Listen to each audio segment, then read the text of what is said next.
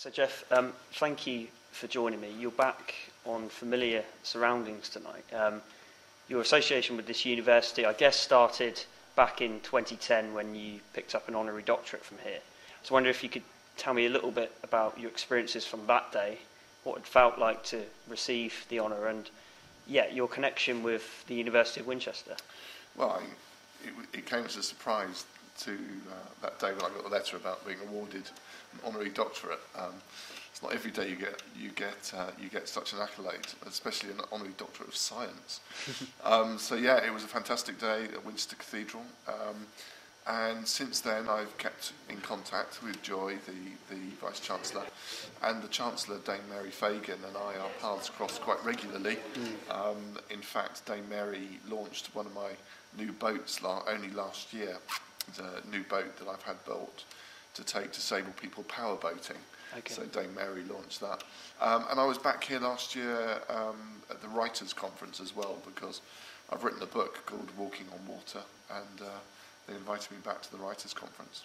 And during this time when you've been associated with the university, have you enjoyed the opportunities you've had to mix with students and to get involved with things?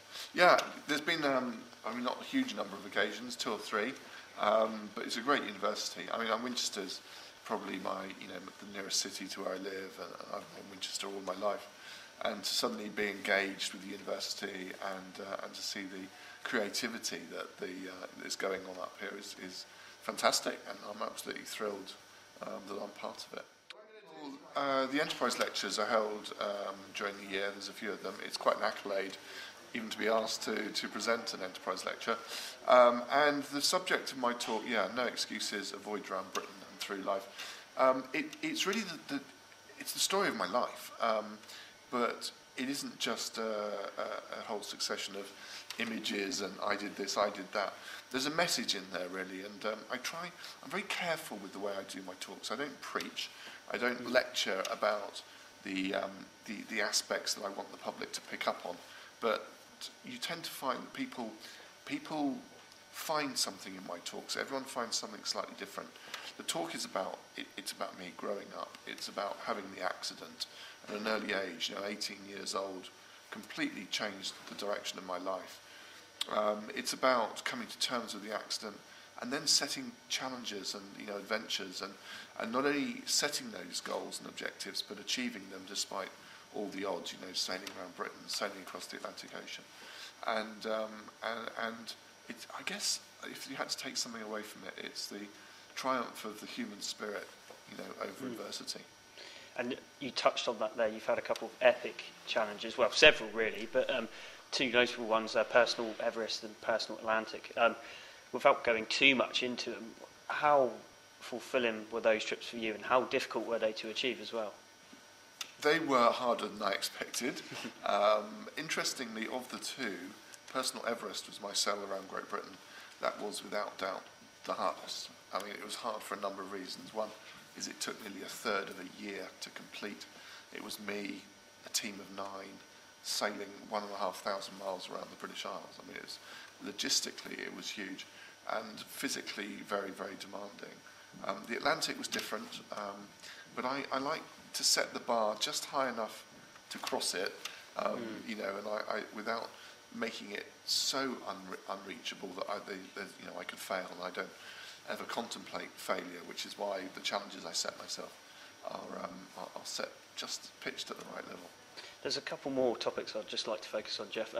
The London 2012 Games, we all know it's coming up quite soon in the summer. You've been actively involved in Paralympic sport, Paralympic sailing, which is going to be held in Weymouth Bay, which should be an unbelievable event. Yes. What have you been doing specifically? And there's two aspects, or 2 threads to it really. One is I sit on the British Paralympic Association. I represent UK sailing. And secondly, I sit on a committee called the Paralympic Steering Group, which effectively looks at our British sailors. Me and a team of guys look at our sailors, and we have to select from that pool of talent who will represent Great Britain in Weymouth in August, September, at the Paralympics. We've already made a number of those selections.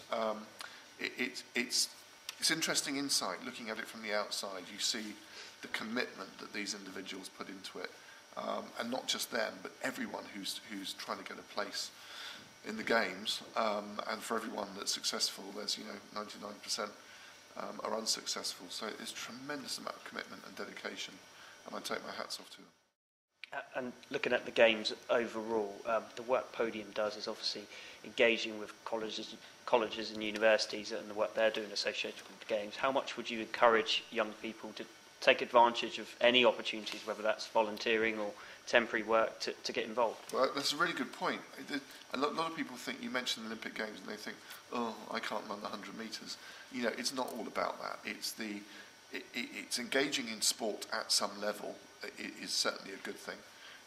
It's good for health-wise. It's good, for a whole number of reasons to be involved actually in sport.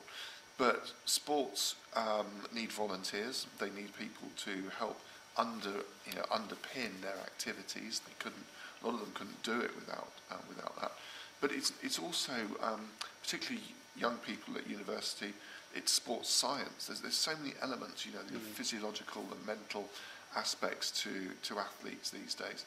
And if it can just engage somebody to think, I can help do my bit to help an athlete ultimately win a gold medal, even if it's making the teas and coffees at the sailing club, then I think that should be encouraged. And just a final point, really, Geoff. I wanted to touch on the MBE you received in 2010, I think it was. Yeah. Tell me about that day, what it was like, and it must have been a great occasion. It's a huge honour. I mean, you actually know about 6 weeks before it gets released publicly to the press, and to get the letter from the Lord Chamberlain saying that you're going to be given an MBE. I should say that the MBE was awarded for services to disabled sailing, which is a huge honour for me.